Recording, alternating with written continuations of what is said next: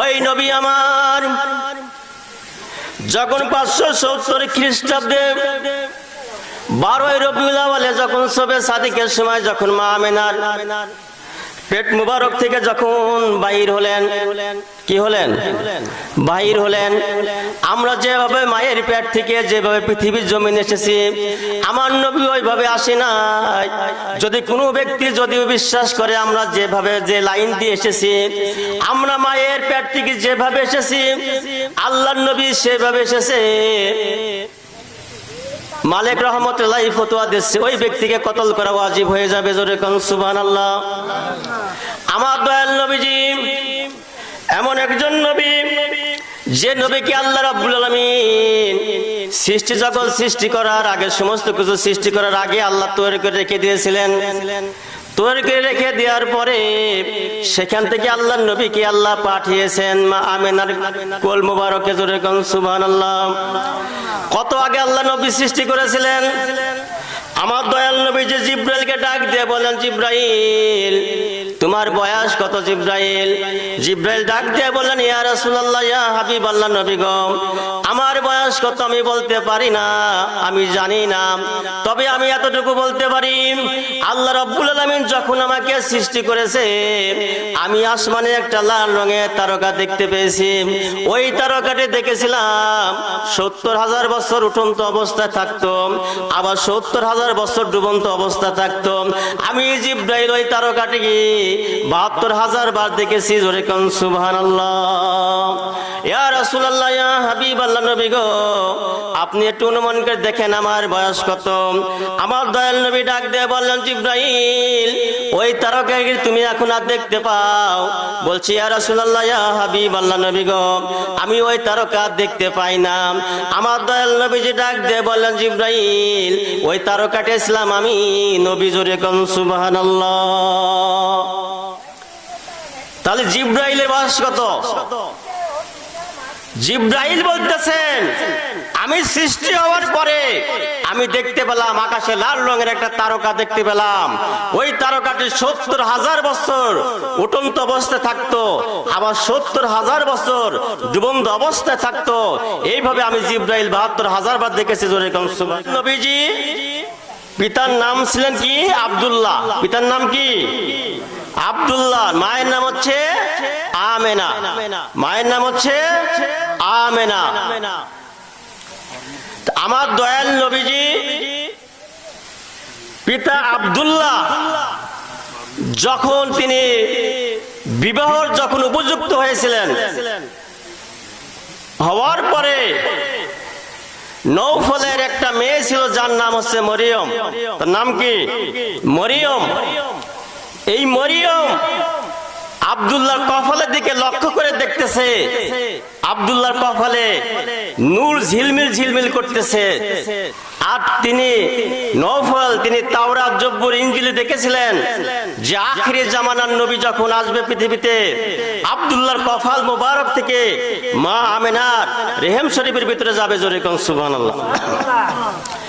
ওই আব্দুল্লাহকে বিবাহ করার জন্য মরিয়ম পাগল হয়ে গেছে যে আল্লাহ, আমি যদি আব্দুল্লাহকে শাদী করতে পারি তাহলে আমার জীবনটা ধন্য হবে, আমি আখিরি জামানার নবীর মা হয়ে যাব। জোরে কোন সুবহানাল্লাহ। মরিয়ম ডাক দিয়ে বলে, ও আব্দুল্লাহ, আমার বাবার অনেক ধন সম্পত্তি আছে, অনেক জমি জায়গা আছে, আমি আমার বাবার একটা মেয়ে। মরিয়ম, ও আব্দুল্লাহ, তোমার বাবাকে বলো আমি তোমার সঙ্গে শাদী বসতে চাই, আমি তোমার সঙ্গে বিবাহ করতে চাই। আব্দুল্লাহ, তোমার বাবাকে তুমি প্রস্তাব দাও, তোমার বাবা যেন আমার সঙ্গে আব্দুল্লাহ তোমার শাদীটা দিয়ে দেয়। আব্দুল্লাহ ডাক দিয়ে বললেন, ও মরিয়ম, তুমি অপেক্ষা করো, আমি আমার বাবার সঙ্গে কথা বলি। এই বলে কিছুদিন তিনি মরিয়মকে ঘোরাতে লাগলেন। আর তিনি আব্দুল্লাহ যায় আব্দুল মুতালিবকে ডাক দিয়ে বলেন, আব্দুল মুতালিব, ও আমার বাবা, মরিয়ম আমাকে বিয়ের জন্য সবসময় প্রস্তাব দেয়। ও বাবা, আমি কি করব আমি বুঝতে পারতেছি না। আমাকে সবসময় বিয়ের জন্য কথা বলে, বিয়ে করতে বলে। আর এদিকে আব্দুল মুত্তালিব ডাক দিয়ে বলে, আব্দুল্লাহ তুমি মরিয়মের কথায় কান দিও না। আব্দুল্লাহ, আমি আমার বন্ধু আব জোহরকে আমি কথা দিয়েছি, তার একটি কন্যা সন্তান আছে। ওই কন্যা সন্তানের সাথে তোমার শাদীর আমি ব্যবস্থা করতেছি। জোরে কোন সুবহানাল্লাহ। ওয়াব জোহরের কাছে আব্দুল্লাহকে সঙ্গে নিয়ে যখন আব্দুল মুত্তালিব চলে গেলেন, যাওয়ার পরে আব্দুল মুত্তালিব বলছে, ও আবজোহরি বন্ধু, ও আমার দোস্ত, তোমার না একটি কন্যা সন্তান আছে, তোমার কন্যার সাথে আমার আব্দুল্লাহর শাদী মোবারকটা দিয়ে দাও। এই কথা বলার পরে ও আবজোহরি এবং আব্দুল মুত্তালিব বসে পরামর্শ করে মা আমেনার সঙ্গে আব্দুল্লাহর শাদী হয়ে গেল। জোরে কোন সুবহানাল্লাহ। শাদী যখন হয়ে গেল, মা আমেনা যখন বাসর ঘরের ভিতরে আছে, বাসর ঘরের ভিতরে যখন আছে, ওই বাসর ঘরের ভিতরে যখন আব্দুল্লাহ যখন প্রবেশ করলেন, প্রবেশ করার পরে ঘরটা আলোকিত হয়ে গেছে। জোরে কোন সুবহানাল্লাহ। ঘরটা আলোকিত হয়ে গেছে, ঘরটা নূরে ঝলমল ঝলমল করতেছে, কপালে নূরে ঝিলমিল ঝিলমিল করতেছে। ওই কপালে মা আমেনা একটি চুমা খেলেন। চুমা খাওয়ার সঙ্গে সঙ্গে নূরে মুহাম্মদী আমেনার ভিতরে প্রবেশ করলেন। জোরে কোন সুবহানাল্লাহ।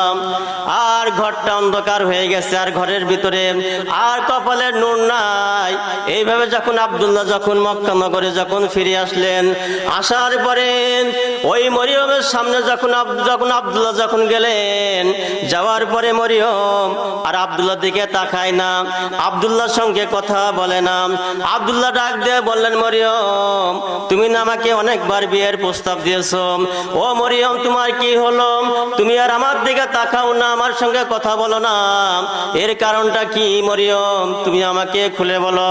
মরিয়ম ডাক দিয়ে বলে, আব্দুল্লাহ, আমি তোমাকে একটা জিনিস জিজ্ঞাসা করি, তুমি কি শাদী করেছো কিনা? আব্দুল্লাহ ডাক দিয়ে বললেন, মরিয়ম, আমি শাদী করেছি। আব্দুল্লাহ বললেন, মরিয়ম বললেন, তাহলে তুমি কাকে শাদী করেছো? আব্দুল্লাহ ডাক দিয়ে বললেন, আমি আমেনাকে শাদী করেছি। মরিয়ম একটা চিৎকার দিয়ে বললেন, আব্দুল্লাহ, আমি তো তোমাকে বিবাহ করতে চাইনি। আব্দুল্লাহ, তোমার কপালে আখিরি জামানার নবীর নূর ছিল, ওই নূরের মা হওয়ার জন্য আমি তোমাকে শাদী করতে চেয়েছিলাম। ও আব্দুল্লাহ, আজকে তোমার কপালে সেই নূরটি না থাকার কারণে তোমাকে আমার প্রয়োজন নাই। ওই ভাগ্যবান ব্যক্তি হয়ে গেছে মা আমেনা। জোরে কোন সুবহানাল্লাহ। মা আমেনা ভাগ্যবান ব্যক্তি হয়ে গেছে। ওই মা আমেনা ডাক দিয়ে বলতেছেন, ও পৃথিবীর মানুষেরা, তোমরা শুনে রাখো, আমার গর্ভে সন্তান আছে কিনা আমি জানি না। মানুষের আমি বুঝতে পারি না আমার গর্ভে সন্তান আছে কিনা। ও মানুষরা, তোমরা শুনে রাখো, আমি যখন ভোরবেলা যখন একটু হাঁটাহাঁটি করতাম, আমি যখন এদিকে ওদিকে যখন যেতাম, ঘরের বাইরে যখন যেতাম, যাওয়ার পরে আমি লক্ষ্য করে দেখতাম জঙ্গল থেকে একটা বাঘ আসতো, আর এক সাইড থেকে একটা হরিণ আসতো।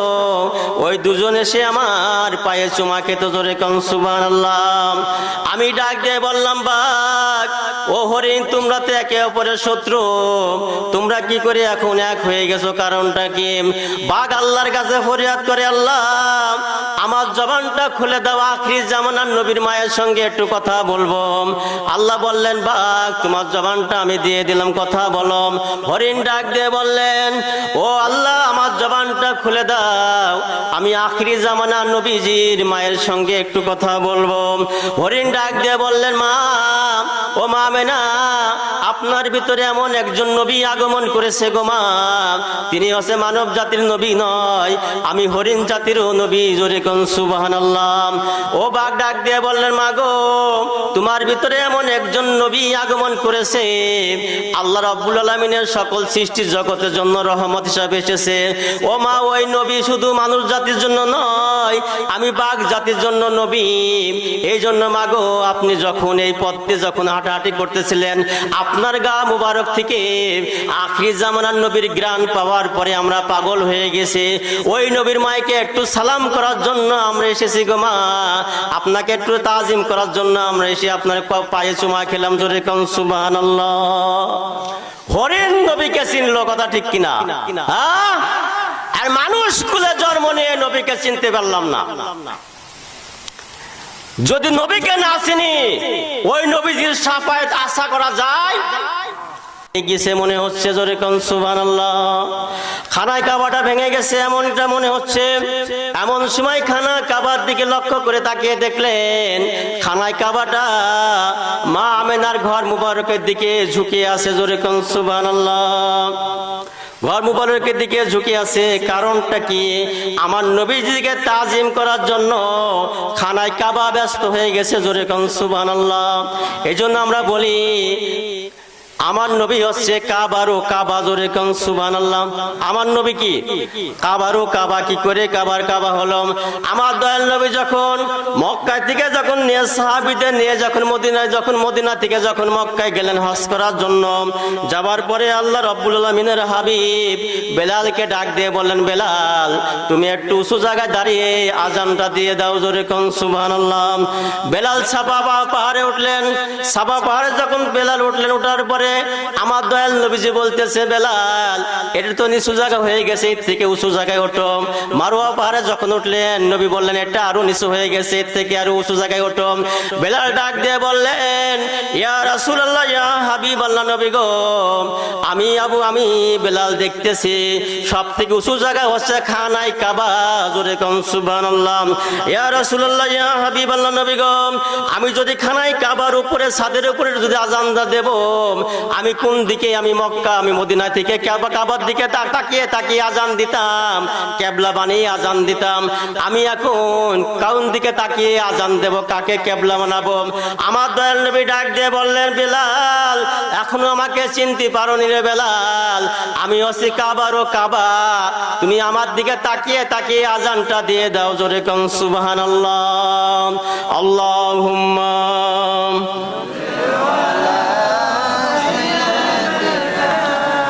মাওলানা মুহাম্মদ ওয়া আলা আলিহি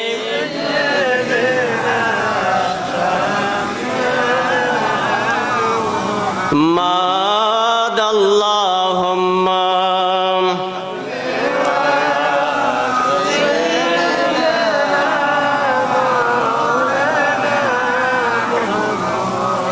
ওয়া আলা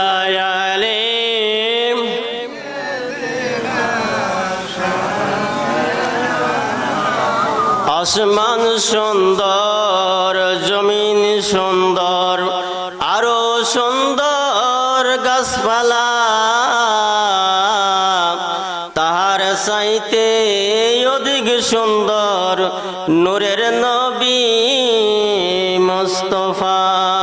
আল্লাহুম্মা সাল্লি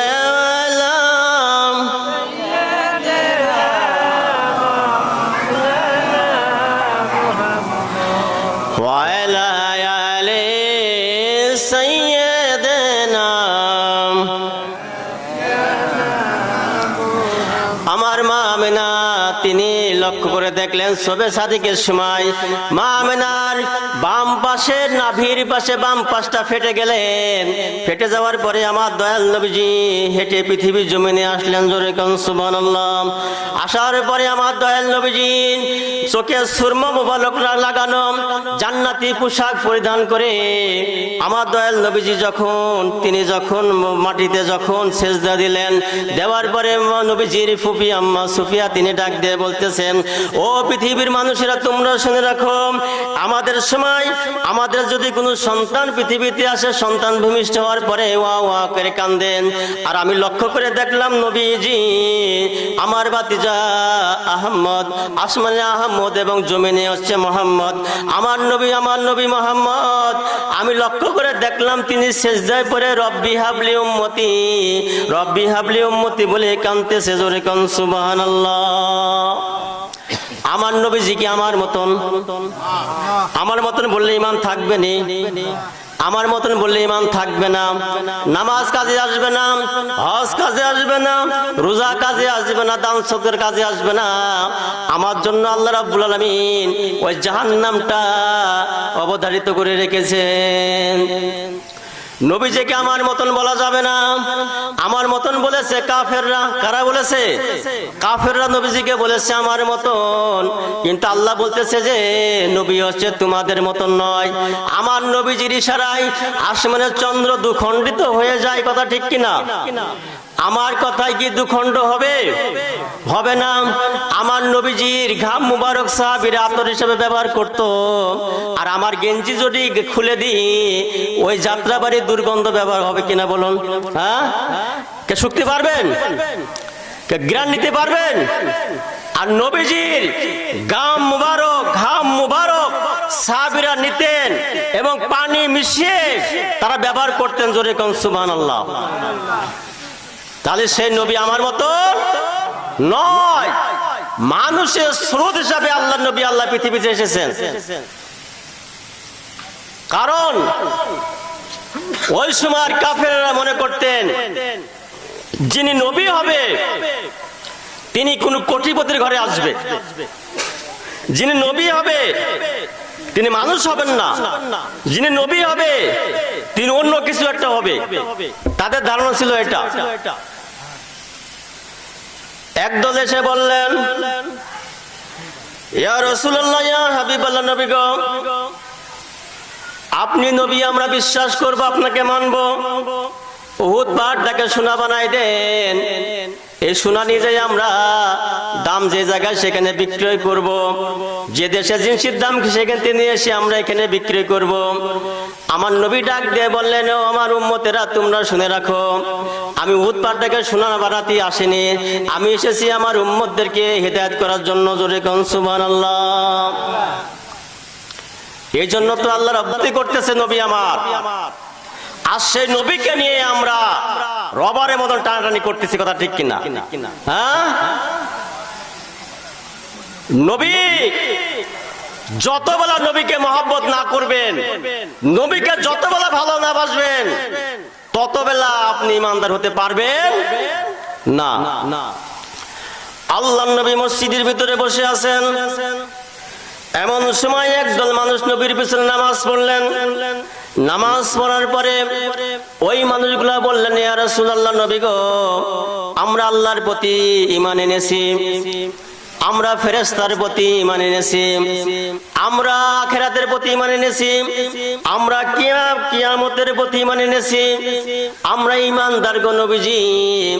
আল্লাহ রাব্বুল আলামিন সূরা বাকারার ভিতরে বললেন, ওয়া মিনান নাসি মান ইয়াকুলু আমান্না বিল্লাহি ওয়া বিল ইয়াউমিল আখির ওয়া মা হুম বিমুমিনিন। আমার আল্লাহ ডাক দিয়ে বললেন, হাবিব, তারা যত ঈমানদার দাবি করুক না কেন, আমি আল্লাহ ডিক্লেয়ার ঘোষণা করতেছি তারা ঈমানদার না। এখন কি আল্লাহর কথা শুনবেন না মানুষের কথা শুনবেন? কার কথা শুনবেন? তারা বলছে ঈমান আনলাম, আল্লাহ বলছে এরা বেঈমান। নামাজি দেখলে পাগল হওয়া যাবে না, পাকড়িওয়ালা দেখলে পাগল হওয়া যাবে না, টুপিওয়ালা দেখলে পাগল হওয়া যাবে না। দেখতে হবে তার ভিতরে নবীর প্রেম আছে কিনা। কথা বুঝতে পেরেছেন? কারণ আমার আল্লাহ রাব্বুল আলামিনকে আমার নবী জিজ্ঞাসা করলেন, আল্লাহ, তারা ঈমান আনার পর ঈমানদার হলো না, কারণটা কি?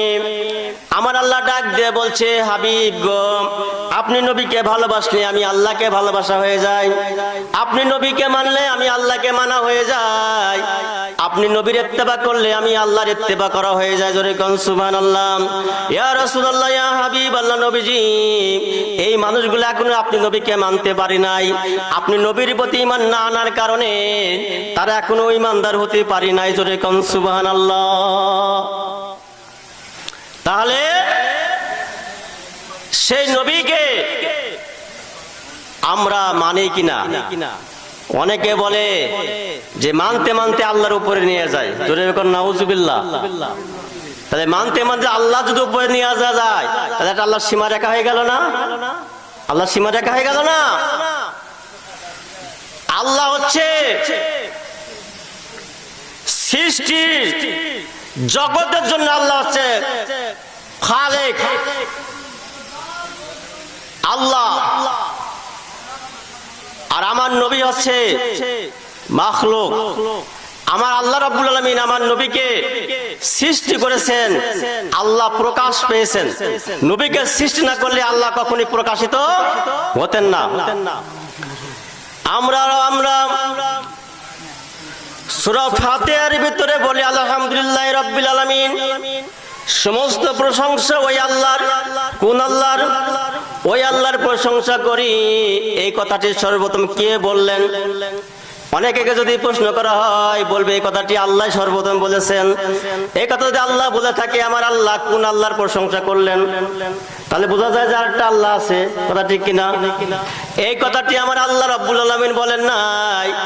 আমার নবীকে যখন আল্লাহ সৃষ্টি করলেন, সৃষ্টি করার পরে আমার নবী বলেছেন আলহামদুলিল্লাহি রাব্বিল আলামিন, আল্লাহ তোমার প্রশংসা আদায় করি, জোরে কোন সুবহানাল্লাহ। তাহলে আমার আল্লাহ বলতেছে, ও পৃথিবীর মানুষেরা তোমরা শুনে রাখো, আমার বন্ধুর আদর্শ যদি তোমরা গ্রহণ করতে পারো, আমার বন্ধুর পথকে যদি তোমরা মেনে নিতে পারো, আমি আল্লাহ রাব্বুল আলামিন তোমাদের জন্য 8খানা জান্নাত তৈরি করে রেখেছি, জোরে কোন সুবহানাল্লাহ।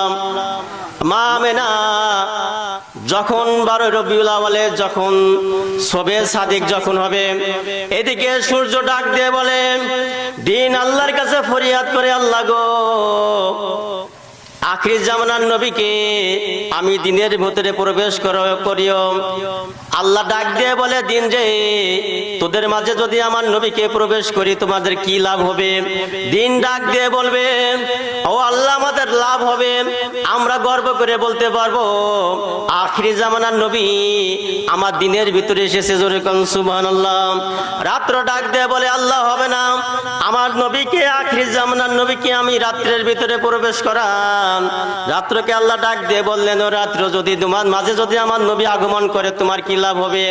ওই রাত্র ডাক দিয়ে বললেন, আল্লাহ, যদি আমার ভিতরে যদি রাত্রের ভিতরে যদি আখির জামানার নবী যদি আগমন করেন, তাহলে আমি রাত্রি গর্ব করে বলতে পারবো আমার নবী হচ্ছে রাত্রের ভিতরে আগমন করেছেন। আমার আল্লাহ ডাক দিয়ে বললেন, রাত্রি তোমার মনটা আমি রাখবো, ও দিন তোমার মনটা আমি রাখবো। গরমকাল ডাক দিয়ে বললেন, আল্লাহ, আখির জামানার নবীকে আমি গরমের ভিতরে তুমি প্রবেশ করাইও। এদিকে শীতকাল ডাক দিয়ে বললেন, আল্লাহ, আখির জামানার নবীকে আমি ঠান্ডার ভিতরে তুমি প্রবেশ করাইও। আল্লাহ বললেন, তোমাদের দুজনের আবদারি আমি রাখবো, জোরে কোন সুবহানাল্লাহ। আমার দয়াল নবীজি এমন একটা সময় এই পৃথিবীর জমিনে এসেছিলেন, নাই রাত নাই দিন, নাই গরম নাই শীত, জোরে কোন সুবহানাল্লাহ। আমার দয়াল নবীজির মা তিনি বলতেছেন, রাত্র যখন 11টা বেজে গেছে, আমার পেটে যে সন্তান আছে আমি অনুভব করতে পারিনি, জোরে কোন সুবহানাল্লাহ। যেহেতু নূরের কোনো ওজন নাই, নূরের ওজন আছে? নূরের ওজন নাই, মাটির ওজন হয়। যেহেতু আল্লাহ রাব্বুল আলামিন কুরআনুল কারীমের ভিতরে সূরা মাইদার ভিতরে বলতেছেন, কাদ জাআকুম মিনাল্লাহি নূর ওয়া কিতাবুন মুবিন, জোরে কোন সুবহানাল্লাহ। আল্লাহ বলতেছে, আমার পক্ষ থেকে তোমাদের মাঝে গিয়েছেন, তোমাদের মাঝে আমি আমার নবী তোমাদের মাঝে গিয়েছেন। আর একটা কোরআন, একটা কিতাব গিয়েছে, একটা হচ্ছে নূর আর একটা হচ্ছে কিতাব। এই নূর আর কিতাব সম্পর্কে তাফসীরের ভিতরে ইবনে আব্বাস রাদিয়াল্লাহু তাআলা তিনি বলতেছেন, এই নূর হচ্ছে নবী মুহাম্মদুর রাসূলুল্লাহ, জোরে কোন সুবহানাল্লাহ। আর কিতাব হচ্ছে আল কোরআন, যেটি হচ্ছে নবীজির প্রতি আল্লাহ রাব্বুল আলামিন নাজিল করেছে উম্মতি মুহাম্মদীর একটি সংবিধান হিসাবে। উম্মতি মুহাম্মদীর সংবিধান হিসাবে কোরআনুল কারীমকে আল্লাহ নাজিল করেছেন, জোরে কোন সুবহানাল্লাহ। মা আমেনা ডাক দিয়ে বলতেছে, আমি লক্ষ্য করে দেখলাম আমার ঘরের ভিতরে একজন মানুষ আগমন করলো। আমি জিজ্ঞাসা করলাম, কে গো মা, আপনি কোথায় থেকে আসলেন? আপনি আমার ঘরের ভিতরে কি জন্য আসলেন? ওই ব্যক্তি ডাক দিয়ে বললেন, মা গো, আমাকে তুমি চিনবা না, আমি জান্নাত থেকে এসেছি, আমি হলাম হাওয়া আলাইহিস সালাম, জোরে কোন সুবহানাল্লাহ। মা, আপনি কি জন্য এসেছেন? বললেন, ও মা আমেনা, আর কিছুক্ষণের ভিতরে আমার আখিরি জামানার নবী আসবে, সেই নবীজির মায়ের খেদমত করার জন্য আল্লাহ আমাদেরকে জান্নাত থেকে পাঠিয়েছেন। আবার কিছুক্ষণের পরে দেখতেছেন আরেকটা মহিলা আসলেন মা আমেনার ঘর মুবারকে। আসার পরে মা আমেনা জিজ্ঞাসা করলেন, আপনি কে গো? আপনি কোথায় থেকে এসেছেন? তিনি বলতেছে, আমি জান্নাত থেকে এসেছি। আমি হলাম হাজের আলাইহিস সালাম। আমি এসেছি অল্প কিছুক্ষণের ভিতরে আখিরি জামানার নবী আসবে, ওই নবীর খেদমত করার জন্য আল্লাহ রাব্বুল আলামিন জান্নাত থেকে আমাকে পাঠিয়ে দিয়েছে। জোরে কোন সুবহানাল্লাহ। আরেকজন ব্যক্তি আসলেন, যিনি হচ্ছে ফিরাউনের স্ত্রী, নাম হচ্ছে আসিয়া। কি নাম? ফিরাউনের স্ত্রী আসিয়া। আল্লাহর প্রতি ঈমান আনার কারণে, আখিরি জামানার নবীর প্রতি ঈমান আনার কারণে ওই আসিয়াকে অনেক কষ্ট দিয়েছিল ফিরাউন অনেক কষ্ট দিয়েছিল, অনেক লাঞ্ছনা বঞ্চনা দিয়েছিল। আমার আল্লাহ রাব্বুল আলামিন ডাক দিয়ে বলেছিল, আসিয়া তুমি যদি ধৈর্য ধারণ করতে পারো রে আসিয়া, আমি তোমাকে নিয়ামত দান করবো। জোরে কোন সুবহানাল্লাহ। আল্লাহ কি নিয়ামত দান করবেন? আসিয়াকে ডাক দিয়ে বলেন, আমার আল্লাহ বললেন, আসিয়া আখিরি জামানার নবীর সেবাকারী হিসেবে তোমাকে জান্নাত থেকে পাঠাবো। জোরে কোন সুবহানাল্লাহ। আর একজন ব্যক্তি আসলেন, যিনি হচ্ছে ঈসা আলাইহিস সালামের মা। জোরে কোন সুবহানাল্লাহ। ঈসা আলাইহিস সালামের বাবা ছিল কিনা? কি বাবা ছিল? ঈসা আলাইহিস সালামের বাবা ছিল। বাবা ছাড়া কি সন্তান হয়? হয়। আল্লাহ দিলে হয়, আল্লাহ দিলে হয়। কথা ঠিক কিনা? আল্লাহ যদি পুরুষের পেটে সন্তান দেয় সেটাও হতে পারে। কথা ঠিক কিনা? হ্যাঁ। আমার আল্লাহ রাব্বুল আলামিন শুধু বলে, বান্দা আমি কুন ফায়াকুন বলতে দেরি আর হতে দেরি হয় না। ঈসা আলাইহিস সালাম যখন মরিয়ম আলাইহিস সালামের গর্ভের ভিতরে যখন আল্লাহ রাব্বুল আলামিন যখন পাঠালেন, পাঠানোর পরে ওই সময়ের মানুষেরা ঈসা নবীর মাকে অনেক কষ্ট দিয়েছিল, হাতের ভিতরে পেরেক পুঁতেছিল, অনেক কষ্ট দিয়েছিল। আল্লাহ রাব্বুল আলামিন ডাক দিয়ে বললেন, মরিয়ম তুমি যদি ধৈর্য ধারণ করতে পারো রে মরিয়ম, তোমাকে আমি নিয়ামত দান করবো। জোরে কোন সুবহানাল্লাহ। মরিয়ম ডাক দিয়ে বললেন, আল্লাহ আমাকে কি নিয়ামত দান করবেন? আমার আল্লাহ ডাক দিয়ে বললেন, মরিয়ম আখিরি জামানার নবীর মায়ের সেবাকারী হিসাবে জান্নাত থেকে তোমাকে আমি পাঠাবো। জোরে কোন সুবহানাল্লাহ। আমার দয়াল নবীজি মা বলতেছেন, আমি দেখলাম, এইভাবে দেখলাম জান্নাত থেকে মহিলারা আসলেন। তারপর আমি লক্ষ্য করে দেখলাম একজন ব্যক্তি আসলেন, যিনি অনেক লম্বা মানুষ। আমি জিজ্ঞাসা করলাম, মা গো, বাবা গো, আপনি কি কোথা থেকে আসলেন? ওই ব্যক্তি ডাক দিয়ে বললেন, মা আমি জান্নাত থেকে এসেছি। আমি হলাম আদম সফিউল্লাহ, আদম আলাইহিস সালাম। জোরে কোন সুবহানাল্লাহ। আমি এসেছি আমার আখিরি জামানার নবী আসবে, সেই নবীকে একটু সালাম জানানোর জন্য, নবীর মাকে একটু তাজিম করার জন্য আমি এসেছি, জান্নাত থেকে এসেছি। আবার কিছুক্ষণ পরে দেখলেন একটা দাড়ি পাকওয়ালা ব্যক্তি আসলেন। আমার মা আমেনা জিজ্ঞাসা করলেন, আপনি কে গো? আপনি কোথায় থেকে আসলেন? বললেন, আমাকে চিনতে পারবা না, আমি জান্নাত থেকে এসেছি, আমি মুসলিম জাতির পিতা আমি ইব্রাহিম খলিলুল্লাহ। জোরে কোন সুবহানাল্লাহ। আমি জান্নাত থেকে এসেছি, আর অল্প কিছুক্ষণের ভিতরে আখিরি জামানার নবী আসবে, সেই নবীকে একটু সালাম দেওয়ার জন্য আমি আল্লাহ রাব্বুল আলামিন আমাকে জান্নাত থেকে পাঠিয়েছেন। জোরে কোন সুবহানাল্লাহ। শুধু তাই নয়, আমার নবীজি যখন আগমন করবে, আগমন করার আগে খানায় কাবার চাবি আব্দুল মুতালিবের হাতে। আব্দুল মুতালিব যখন খানায় কাবার কাছে যখন গেলেন, যাওয়ার পরে দেখতেছে খানায় কাবাটা ভেঙে